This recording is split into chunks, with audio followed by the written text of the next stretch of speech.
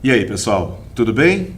Uma boa noite, ou boa tarde, ou quem sabe bom dia para você que nos acompanha nas redes sociais.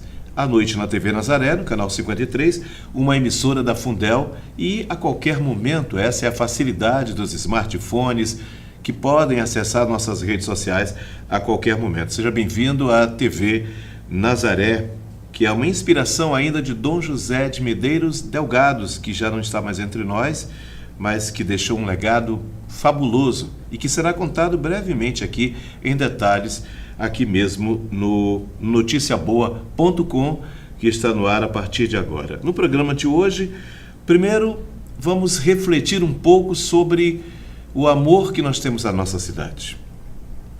Enquanto falo, você pode ver alguns dos logradouros numa edição do Francisco James, que separa imagens de uma cidade especial. Nessa cidade, nós podemos ver pedras de cantaria que chegaram aqui porque havia uma necessidade de se fazer lastro e navios. No caso, não eram ainda navios, eram as caravelas. Por causa disso, como não havia lastro, você sabe que o navio tem que ter lastro para poder viajar. E naquela época, a alternativa que encontraram foi trazer pedras de cantaria que acabaram fazendo parte das nossas calçadas, virou um calçamento em São Luís do Maranhão. A gente pode ver igrejas que são algumas das primeiras construções feitas em São Luís, como a Igreja do Carmo, que foi talvez a segunda ou terceira construção no início da colonização, que hoje passa por dificuldades. Nós já falamos, por exemplo, da Igreja de Santo Antônio, que carece de reparos em sua fachada, o Seminário de Santo Antônio, que está passando agora por dificuldades e que está fazendo, inclusive, nós já falamos aqui no programa, há uma rifa que está sendo feita exatamente para que possam resgatar, restabelecer o padrão original daquela construção tão especial para a história do Maranhão. Então, a partir de hoje, nós estamos iniciando uma série de viagens no tempo por uma São Luís do Maranhão, de histórias que nós ouvimos inicialmente através dos nossos avós, dos nossos pais, e algumas histórias que estão esquecidas. Nós vamos poder saber, por exemplo, que há romances que aconteceram em igreja, mas não é qualquer romance. Romances históricos, como o do nosso grande Gonçalves Dias e Ana Amélia. Nós fomos lá na Igreja de Santana para ver essa história. Nós fomos também na Praça Pedro II para saber como começa aquela história. A gente volta no tempo em 1951 para saber como foram aqueles primeiros momentos do abrigo da João Lisboa, onde você quantas vezes já parou para degustar talvez um sarrabulho, sarapaté, talvez tomar um caldo de cana, um pastel, ou jogar uma conversa fora, tomar um café. Lá nós vamos conversar com o Mariano. E o Mariano é de uma família de 18 irmãos. O pai foi exatamente que começou toda essa história ainda em 1951. Nós vamos saber um pouco dessa história, tá? Mas é hora da gente parar para fazer a nossa reflexão. Eu não sei o momento em que você está nos acompanhando. Se é pela TV Nazaré, você está nos acompanhando agora à noite.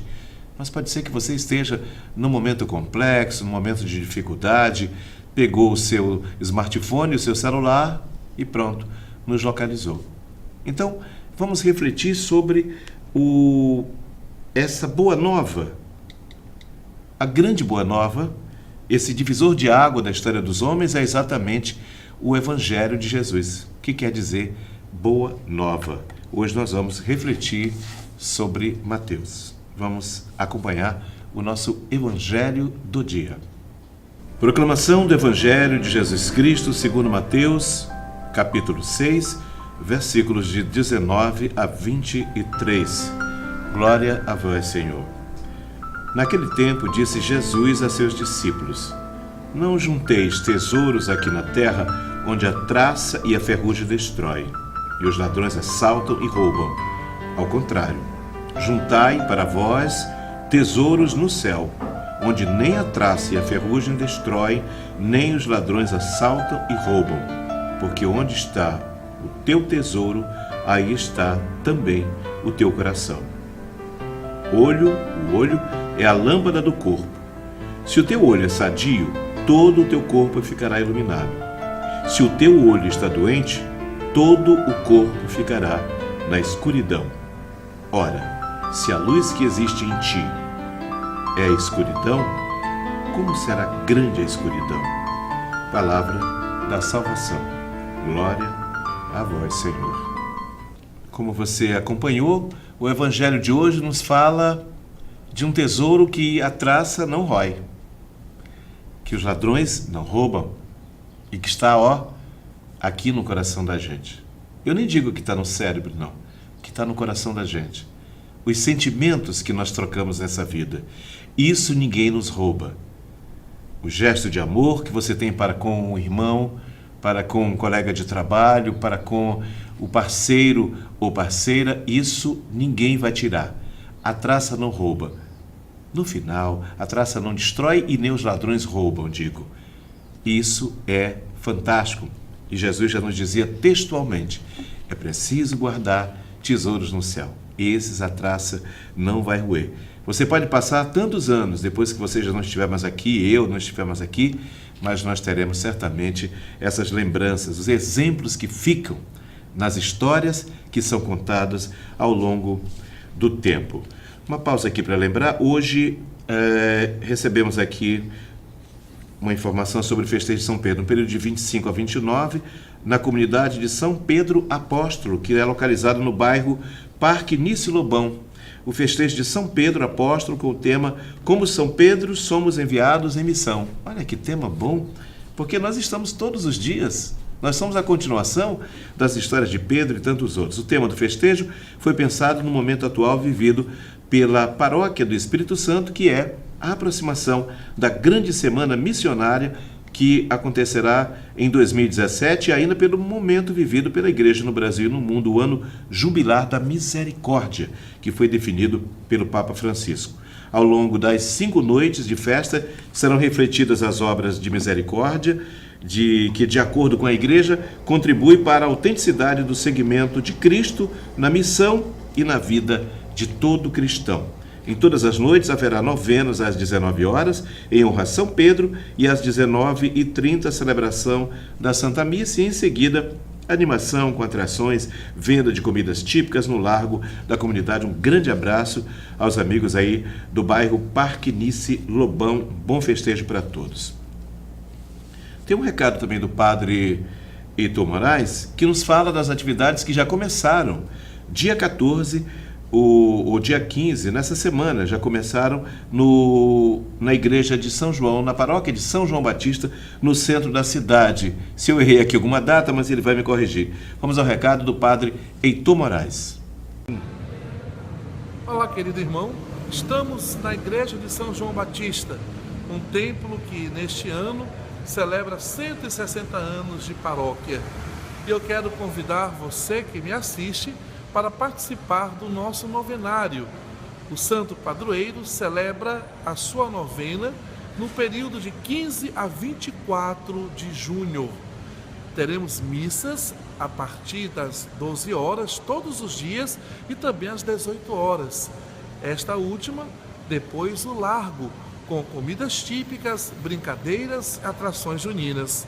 No dia 24, eu quero lhe convidar para participar das nossas missas, às 7 horas da manhã, às 8h30, às 10 horas, ao meio-dia, às 15 horas e a missa campal, às 17 horas e logo depois a procissão. É uma festa de muita devoção popular que você é o principal convidado. Que Deus te abençoe. Em nome do Pai, do Filho e do Espírito Santo. Amém. É um momento muito especial. Paróquia de São João Batista, de grandes histórias para contar. Histórias que nós já falamos aqui no programa, mas nós estamos preparando uma matéria especial sobre a paróquia de São João Batista, que fica no centro da cidade, bem no centro mesmo. Aliás, de frente da paróquia existe também um prédio que chama o Palácio das Lágrimas. É outra história que nós estaremos contando aqui no futuro, aqui dentro do programa. Vamos fechar a primeira parte do programa numa reflexão do Papa Francisco, como nós fazemos todos os programas, em que ele traz o tema que o Pai Nosso é a pedra angular da oração.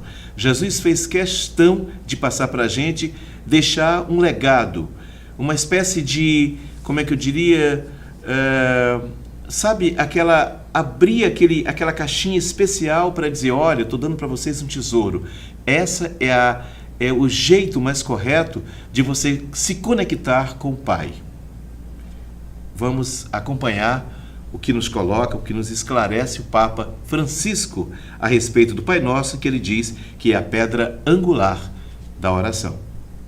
Rezando o Pai Nosso, sentimos o seu olhar sobre nós. Foi o que afirmou o Papa na missa matutina desta quinta-feira na Casa Santa Marta. Francisco ressaltou que, para um cristão, as orações não são palavras mágicas e recordou que Pai é a palavra que Jesus profere sempre nos momentos fortes de sua vida. Esse Pai, observou, sabe do que precisamos antes que lhe peçamos.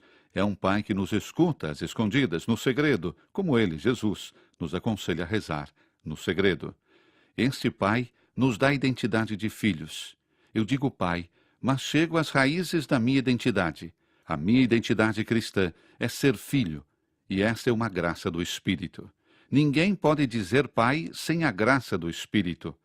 Pai é a palavra que Jesus usava quando era cheio de alegria, de emoção. Nos momentos mais fortes, evidenciou Francisco, Jesus diz Pai. É a palavra que mais usa. Ele fala com o Pai. É o caminho da oração e, por isso, reiterou, eu me permito dizer, é o espaço de oração. Sem sentir que somos filhos, sem dizer Pai, advertiu o Papa, a nossa oração é pagã. É uma oração de palavras. Irá nos fazer bem, destacou ainda o Papa, fazer um exame de consciência para saber como rezar ao Pai. Uma ótima reflexão. O Pai Nosso é uma reflexão fabulosa. Se a gente for fazer o Pai Nosso, não repetindo muito rapidamente, de uma forma mecânica, não, mas se a gente parar para pensar, cada momento, você vai ver que é uma reflexão grandiosa. Daria para nós passarmos aqui um programa inteiro falando do Pai Nosso, separando cada parte para que a gente possa refletir. Eu espero que você reflita. Nós vamos ao intervalo comercial e logo depois do intervalo nós vamos viajar no tempo. Histórias incríveis. Uma delas conta de encontros que aconteciam na Igreja de Santana, bem no centro de São Luís, entre o nosso poeta Gonçalves Dias e Ana Amélia. Vamos conhecer também o início da história de uma família que até hoje está ali num dos boxes na Praça Pedro II, que a gente diz, aliás, na Praça João Lisboa. A gente diz que é a Praça João Lisboa, mas na verdade aquela região ali se chama Largo do Carmo. Logo depois do intervalo.